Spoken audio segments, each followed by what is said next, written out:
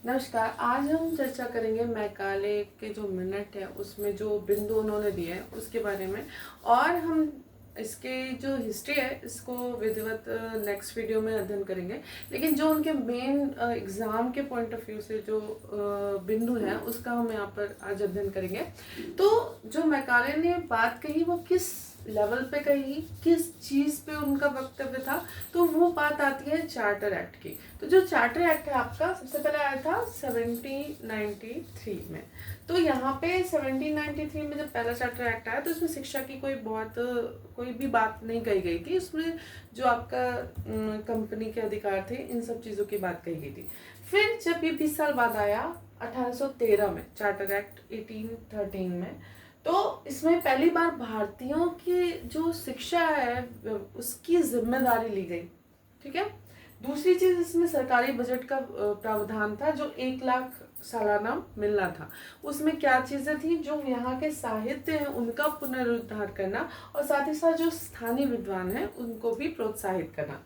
इसके बाद आपकी जो बात कही कि वो प्रशासन से संबंधित थी कि जहाँ जहाँ कंपनी राज कर रही है वो सारी चीज़ें ब्रिटिश सरकार के अंतर्गत आ जाएंगी। ठीक है।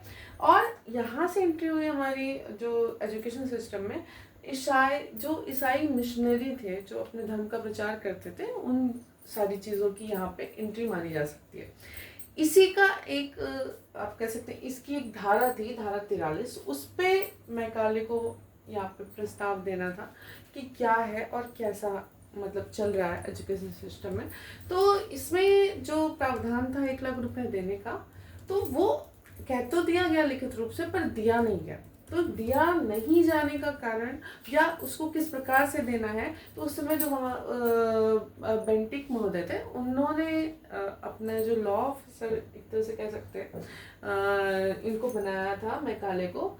तो इन्होंने अपना जो विचार है वो रखा। इन्होंने कहा कि जो 1 लाख रुपए ब्रिटिश सरकार देगी, हमारे यहाँ से पैसा भारत की शिक्षा में जाएगा, वो हम मतलब उनका ये था कि हम कैसे कितना पैसा बचा लें।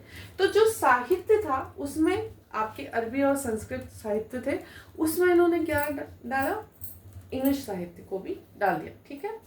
फिर जो स्थानीय विद्वान थे उसमें इन्होंने इंग्लिश के जो उनके साइड के पाश्चात्य जो विद्वान थे उनको डाला। ठीक है। ज्ञान के प्रसार में इन्होंने बोला कि हमें जो हमारा पाश्चात्य जो समृद्ध ज्ञान है इनके अनुरूप उसको और ज़्यादा बढ़ावा देना चाहिए। कुल मिला के पूरा खर्च का नियंत्रण इन्होंने यहाँ से किया। दूसरी चीज़, अंग्रेजी माध्यम बना दिया।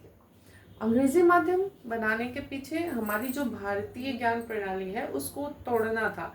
जो गुरुकुल चलते थे, मकतब मदरसे चलते थे, स्थानीय भाषा में जो पढ़ाई चलती थी, ये साक्षरता दर जो बढ़नी चाहिए, इनके आने के बाद साक्षरता दर क्या हो गई, घट गई। सीधी सी बात है, बच्चे को डायरेक्टली आप क्या कर रहे हो, इंग्लिश मीडियम में पढ़ाने लगो।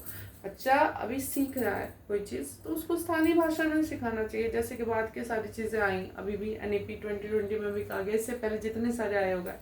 तो यहाँ पे इन्होंने क्या किया, पूरा इंग्लिश मीडियम में कर दिया। तो इससे क्या हुआ, जो ब्रेकेज आ गया, इससे हमारी जो साक्षरता दर है वो बहुत ही घट गई थी। तो इसमें आपका जो एक पक्ष था वो इंग्लिश का मतलब कहते हैं कि इंग्लिश पढ़ाई जानी चाहिए ऐसा मानता था, और दूसरा था कि नहीं, हमें स्थानीय भाषा पढ़ाई जानी चाहिए। तो इनका जो बेस था सोचने का वो ये था कि जो हम जिस इंसान को शिक्षा देंगे भारतीय होगा, वो रक्त और रंग से ही भारतीय होगा, और रुचि विचार और बुद्धि से वो क्या होगा, वो अंग्रेज होगा। ठीक है। तो यहाँ पे एक तरह से कह सकते हैं कि वफादार कठपुतली बनाने का इनका मोटो था। फिर इनकी एक और थ्योरीज जो एग्जाम के पॉइंट ऑफ व्यू से इम्पोर्टेंट है, निश्चंदन सिद्धांत जो इन्होंने दिया। ठीक है। इन्होंने बोला कि शिक्षा छन छन के जाएगी, हम उच्च वर्ग को शिक्षा देंगे। ठीक है। जो इंग्लिश सीख सकता है इंग्लिश माध्यम में देंगे, और वो उसके थ्रू उसके संपर्क में रहने से जो सामान्य वर्ग है, इनके शब्दों में सामान्य है पर इनका जो मेंटेलिटी था कि जो निम्न और वंचित वर्ग है उससे वो आपको एजुकेशन ऐसे ऐसे नीचे छनते छनते जाए। सबसे मतलब आप कह सकते हैं कि डिस्क्रिमिनेटिव आप इसको एजुकेशन सिस्टम का थ्योरी मान सकते हैं, क्योंकि हम अगर एक वर्ग को, जो आपको लगता है कि अगर आप अच्छे बच्चे को चूज कर लीजिए, ठीक है, आपको लगे कि ये उच्च जाति का है, धर्म का है, या आपके हिसाब से मोल्ड हो सकता है, उस बच्चे को पढ़ा दीजिए। अब वो तो आपने अपने हिसाब से उसको मोल्ड कर लिया, तो वो तो खुद ही आपसे वो अपने पूरी समाज से डिपार्च हो जा रहा है, फिर वो क्या दूसरे से सीख पाएगा या सिखा पाएगा।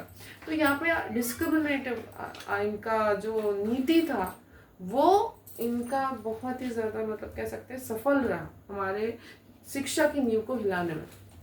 इसके बाद इन्होंने हमारी संस्कृति के प्रति हीनता लोगों में लानी शुरू कर दी अपने एजुकेशन सिस्टम के द्वारा, कि उनका क्या मानना था, जो भारतीय और पारंपरिक और जो अरबी साहित्य हैं, ये सब इनकी एक अलमारी में रखे जो साहित्य हैं उससे भी इन्होंने कमतर बताया उसको। मतलब आप कह सकते हैं इतना ज़्यादा हमारी जो नॉलेज सिस्टम था, जो हमारी ज्ञान प्रणाली थी, जो हमारा शिक्षा था, चिकित्सा था, जितनी भी चीज़ें थी, उसको इन्होंने एकदम से डिमोटिवेट कर दिया।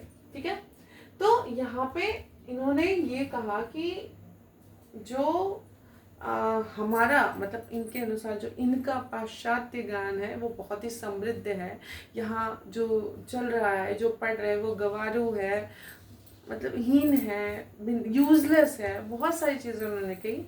ये हम विस्तृत रूप से बाद में अध्ययन करेंगे, फिलहाल हम एग्जाम के पॉइंट ऑफ व्यू से यहाँ पे देख रहे हैं। तो इसके इन्होंने जो हमारी स्वदेशी शिक्षा प्रणाली है उसको एकदम ध्वस्त करने का पूरा प्रयास किया, और उसका आप अभी भी देखते हैं कि मतलब प्रभाव दिखने को मिलता है। ठीक है, तो इस सब का मोटो जो था इनका कि इनको अपना साम्राज्य स्थापित करना था, और इनको पता था कि सबसे जो इम्पॉर्टेंट जो कड़ी होती है वो शिक्षा होती है। अगर हम शिक्षा की नींव को ही गिरा दें या हिला दें तो बाकी सारी चीज़ें हम ऑटोमेटिकली स्टैब्लिश कर देंगे। और वहीं हुआ। इसके बाद धीरे धीरे मतलब हमारा जो एजुकेशन सिस्टम था वो बहुत ही मतलब नीचे की तो और गिरता चला गया, और इनको इसका बेनिफिट भी मिला। हालांकि इसमें कुछ प्रबुद्ध भारतीय भी थे जो उन्होंने अपोज किया और क्रांतियाँ हुई, बट मतलब कुल मिला जुला के आपको देखें तो ये आप मान सकते हैं कि इनके अनुसार भी देखें तो हमारे जो राष्ट्र का जो निर्माण करता पॉइंट है, आप कह सकते हैं राष्ट्र का जो प्रोग्रेस करने वाली चीज़ है।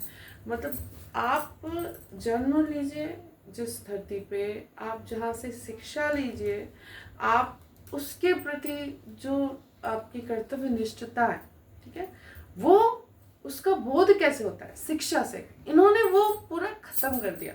और इसके बाद